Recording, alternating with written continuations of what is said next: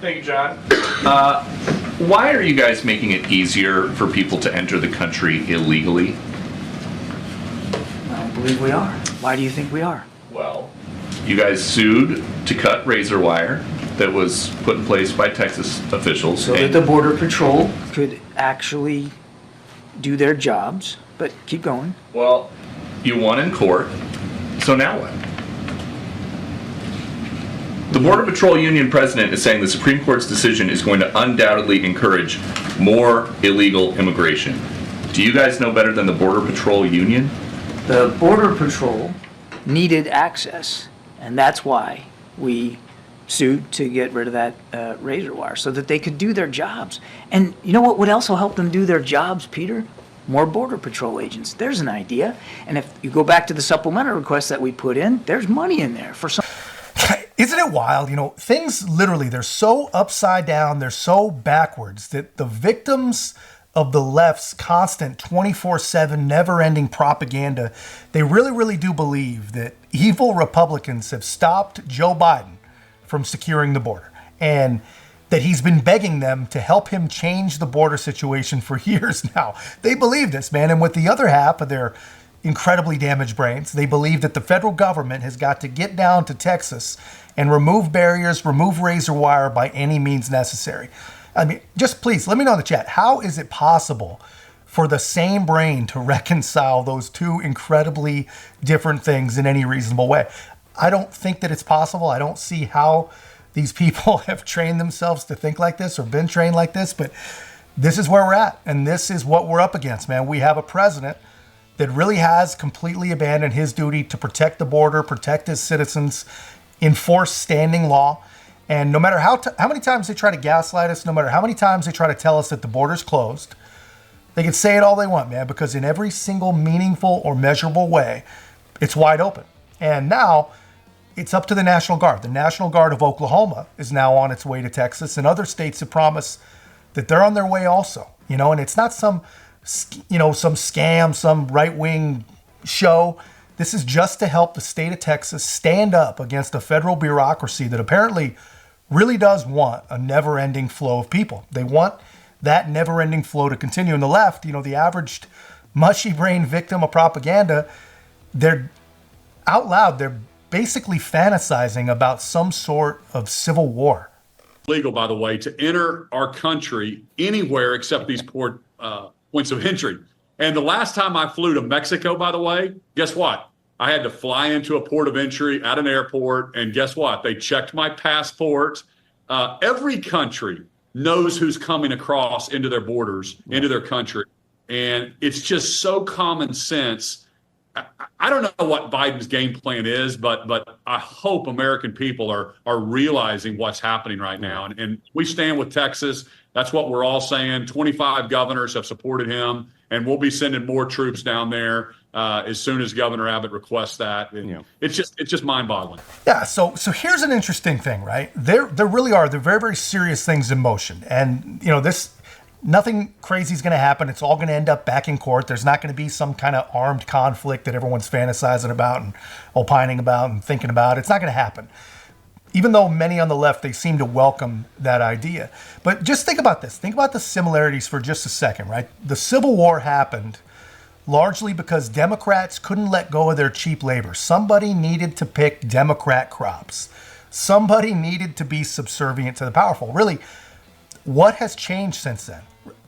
Not much. I mean, the only difference I can see is the shade of slave that the Democrat prefers.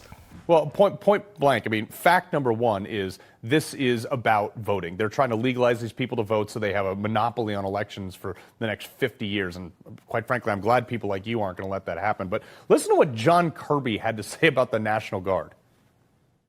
Administration considering federalizing the Texas National Guard? I talked about this the other day. I don't have any decisions with respect to that to speak to for the president. No, I don't have anything on that. So, Governor, there's rumblings that Joe Biden should or may actually federalize the National Guard, take that power away from Greg Abbott. Let's say this showdown, that's what it is. It's a showdown. It's a showdown of power and loyalties and constitutionality. Let's say he does that. How many people say, no, you know what, screw you, Biden administration, and how many people stay and fight with Texas versus the federal things, and does that put us on course for a force-on-force conflict?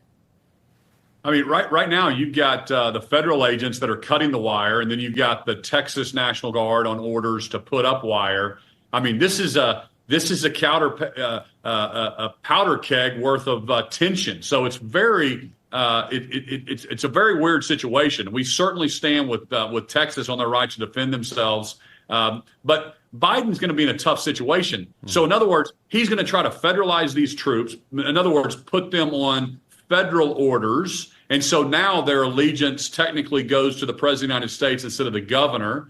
And of course, I think a lot of Texans, these are still, they're still Texans that are weekend, they're in the National Guards. They do 1 week in a month or when they get called up on duties by the governor. Mm-hmm. And I think they would be in a difficult situation to protect their homeland or to follow what Biden's saying. Literally open it. Very interesting. But then, then you've got Oklahoma and Florida and Tennessee, and you got all these other states that would send our National Guard to help and to support the efforts of Governor Abbott. Because every state is a border state. You talked about fentanyl. The deaths in Oklahoma since I've taken office are up 500%.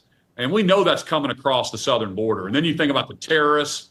Again, I just don't know what their end game is here, and I hope American people really wake up to what's happening. Well, Governor, obviously you're right to the north of Texas. What are you committing to Governor Greg Abbott? How are you helping him out? How are you guys getting involved in this one?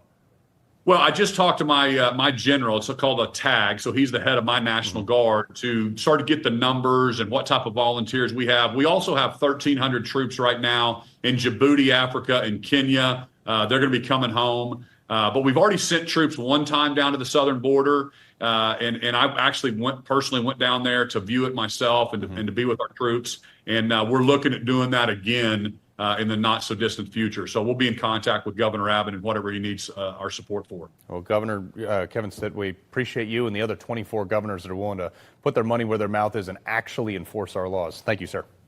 Thank you. All right. Coming up, our all-knowing commander-in-chief was in.